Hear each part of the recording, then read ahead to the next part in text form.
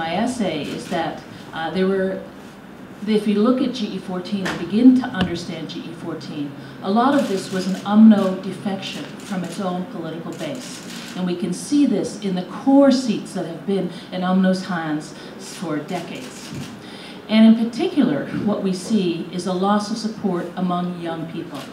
And looking at the electoral analysis of the young streams, and younger voters, and Tengku and I were speaking about this in some key states, such as Kedah and others, we can see that the young people are actually leaving the party at a much higher level than than older generations. And I think this is something, when we look at the demographics and the electoral performance, that raises questions besides the issues of party identity or legitimacy or leadership, which are other things that others' essays speak to.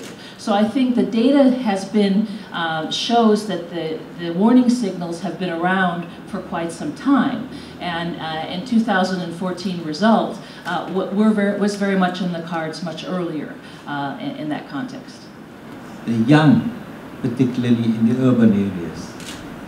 Actually, these young people came from the rural areas, but because they have acquired sufficient knowledge and through education, they have to seek for better employment opportunities, which are only available in the urban areas. So they flood all the urban areas because that's where the employment opportunities are, and they're here. But these people are still linked to the rural areas. They still go back for their Hari Raya, for all the festivities. They do not forget their base, so to speak. Although they are here, they live here. And some of them are married and have settled down here. But they never forget going back to their kampongs or their villages. And they still maintain their registration as a voter in the rural areas. So what happened was that, not just this election, or the past 2014 general election, but the previous one as well, these people went back in droves to vote for the parties that they favor. Of course, they don't like the way UMNO was carrying on. They don't like the elitism among the leadership of UMNO. They don't like the arrogance demonstrated or shown by some of the middle-run leaders.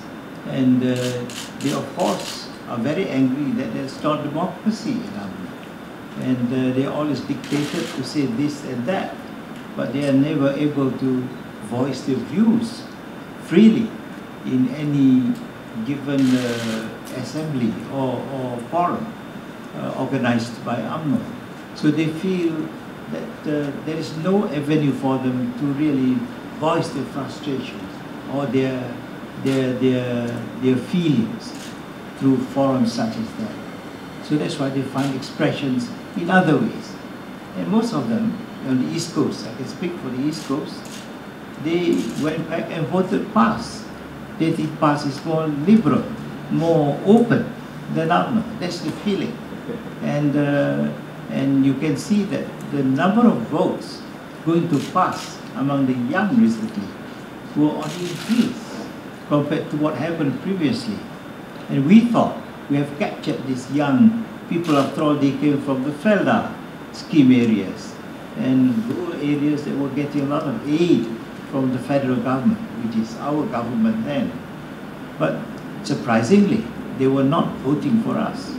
They went back. In fact, they persuaded their parents to vote for the opposition in the last election. That's why Barisan Nasional lost to Ghani, lost a lot of seats in Kelantan, and also lost a lot of seats in Pahang.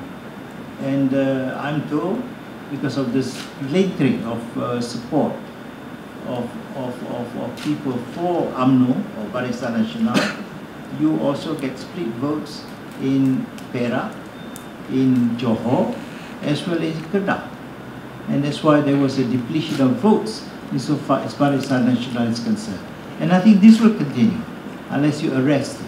And you have to change our style and our approach towards doing things, because it doesn't impress the young anymore.